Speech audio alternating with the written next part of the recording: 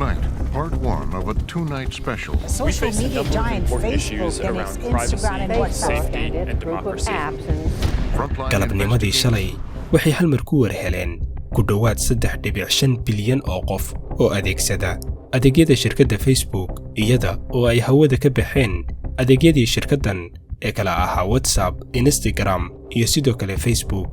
ku dhawaad 6 saacadood oo ay hawada ka maqnaayeen adeegyada Facebook ayaa ku soo aaday iyada oo saacado yar uun ka hor ay tabisay warbaahinta CBS waraysi ay la yeelatay mid ka mid ah maamulayaashii hore ee Facebook taasoo bannaanka soo dhigtay sirro badan oo u qarsoonaa shirkaddan sababtayna la yaab iyo ama kaag ka hor inta aysan si gabi ahaana hawada uga bixin dhammaan adeegyadii Facebook. haddaba maxaa dhacay si khasaare intee le'eg sababeen maqnaashiyaha adeegyadani ku soo dhawaada daawadayaal muuqaalkeenna maanta.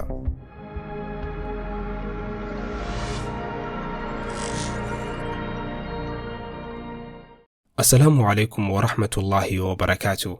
أبارشنتي iyo 17 daqiiqo galabnimadii shalay ayay ku warheleen qayb ka mid ah adeegsadayaasha Facebook iyada oo uusan shaqaynayn applicationka shirkaddan ka hor inta aysan 6dii galabnimo si gabi ahaana hawada uga bixin dhammaan adeegyadii hoos imaanayay shirkadda Facebook sida Instagram, WhatsApp iyo Messenger.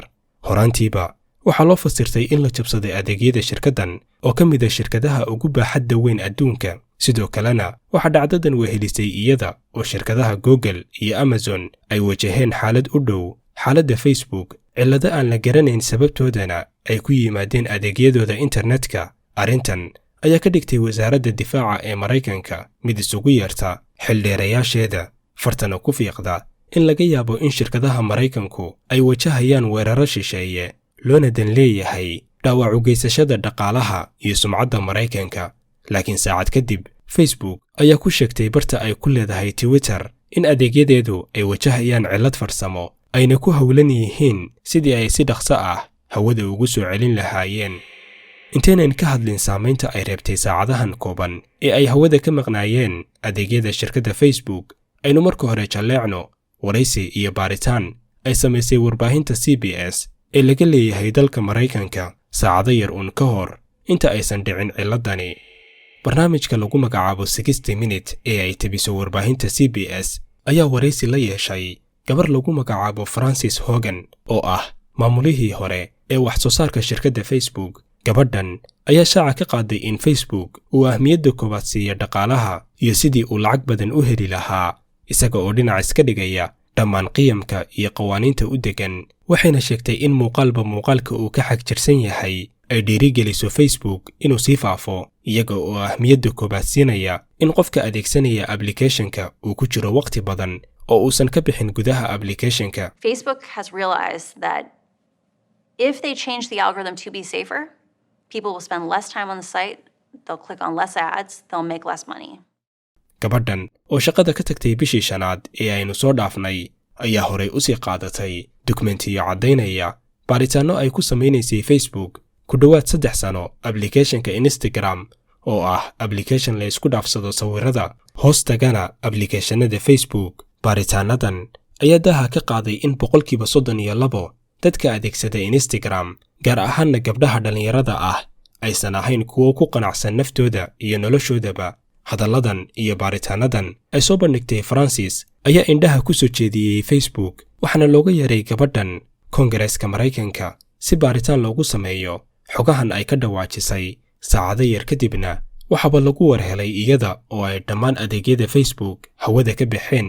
tallaabadan ayaana loo fasirtay inay tahay boorisku qaris ay Facebook doonaysay inay ku qariso fadeexooyinkan istaba joogay ee hareynayay shirkadda maalmihii ugu dambeeyey.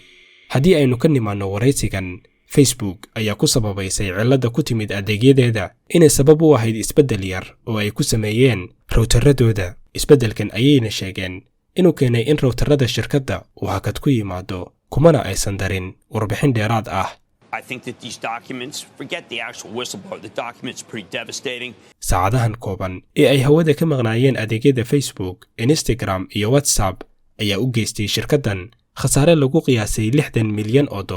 waxaana la sheegay in daqiiqad walba oo ay hawada ka maqnayd Facebook ay khasaaraysay ku dhawaad $164,000 sidoo kale wuxuu hoos u dhicii ugu ballaarnaa ku yimid saamiyada shirkadda oo hoos u dhacay ku dhowaad 5% oo u dhiganta $40 bilyan. dhinaca kale Mark Zuckerberg oo ah aasaasaha Facebook lehna 13% saamiyada shirkadda ayaa khasaaray 6 saacadood ee ay hawada ka maqnaayeen ku dhowaad $6 bilyan. sidoo kale waxaa jirtay khasaare soo gaaray shirkado badan oo ku tirsanaa Facebook iyo WhatsApp kuna kala wadi jiray oo ka maamuli jiray adeegyadooda kuwaasi oo ku dhowaad 6 saacadood aan helin waddo ay kula xiriiraan macaamiishooda. dhanka kale horaa loo yiri musiibada ummad waxay faa'iido u tahay ummad kale. shirkadaha Twitter iyo Telegram ayay u ahayd 6 saac ee ay hawada ka maqnaayeen Facebook iyo WhatsApp saacadihii loogu adeegsiga badnaa applicationadooda. Twitter oo kaliya waxaa ku soo biiray 6daasi saac ku dhowaad 60 milyan oo qof, halka Telegram tiro intaasi u dhow ay ku soo biireen heer uu gaaray in culays uu ku yimid adeegyadii applicationka baaxadda dadka ku soo biiraya awgeed. isku soo duuduuboo dhowaan ayay ahayd markii shirkadda Facebook ay midaysay routerada laga maamulo Instagram, Facebook iyo WhatsApp kana dhigtay hal mid, halka markii hore application walba uu lahaan jiray routerkiisa iyo serverkiisa u gaarka ah. tallaabadan ayaana ka dhigtay shalay shirkaddan mid khasaartay malaayiin dollar saacada gudahood. Facebook, WhatsApp iyo Instagram ayaa ku yeeshay nolosheena saameyn aad u ballaaran, waxayna noqdeen saacadihii koobnaa ee ay ka maqnaayeen hawada kuwa ugu hadalhaynta badan, halka dhinaca kale ay saacadahan kooban sabab u noqdeen in dad badani ay ka nastaan eegidda shaashadda telefoonka iyo ku dhex jiridda applicationadan ay yar tahay faa'iidadoodu badan tahayna waqti lumintoodu.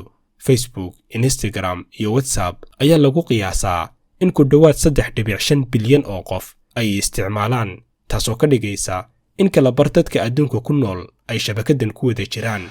Facebook. We didn't take a broad enough view of our responsibility, and it was my mistake, and I'm sorry. Told by company insiders. It's possible that we haven't been as fast as we needed to be. We've been too slow to act on. We didn't see it fast. I think we were too slow. And former employees. I mean, everybody was pretty upset that we hadn't caught it during the election. How Facebook was used to disrupt democracy around the globe. haddaba intaynan soo gebagabayn muuqaalkeenna adigu daawade saameyn intee la kugu yeelatay maqnaashiyaha adeegyadan si applicationkee si badan u tabtay intii uu hawada ka maqnaa. nagu reeb jawaabtaada kommentiyada hoose ee muuqaalkan. intaasi ayaynu ku soo gebagabaynaynaa muuqaalkeenna maanta. wasalaamu calaykum waraxmatullaahi wabarakaatuh.